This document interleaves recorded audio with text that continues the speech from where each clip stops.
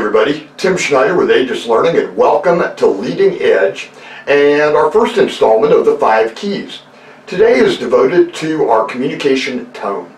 You know, as we can remember when we were little kids, tone is a big part. Our moms taught us that it's not what you say, but it's how you say it. And when you add tone with nonverbal signals like facial expressions and your body language, it's 80% of what people take away from a communication event. So the 3 keys to managing our tone in a positive, correct manner include, first of all, pause.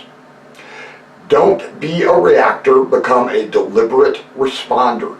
That is incredibly important for us, because oftentimes our worst response is that hurried, rushed, sharp response, and taking a little bit of pause, 2-3 seconds, with a single kind of nasal inhale can do a world for our tone. It allows us to kind of have the self-talk that says, you know what, Tim, come across the way you want to come across, not in some kind of jagged, edged way.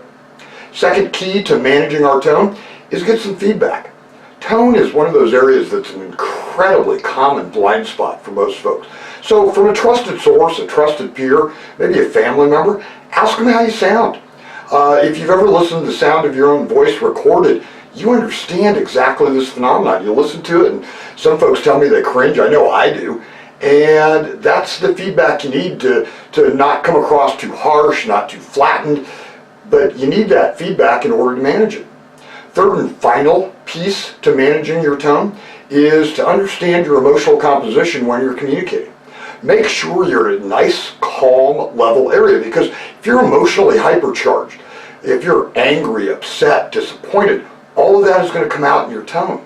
Same if you're too overly excited or overly happy about something, that will kind of garble up your tone as well. So the 3 real keys to managing your tone: slow down, become a deliberate responder and not a reactor, take a pause.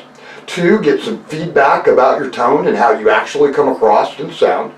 And then third and finally, understand your emotional composition and choose to communicate when your emotional composition is in a nice, kind of stabilized area. I hope everybody has a great week, and good luck on managing your tone.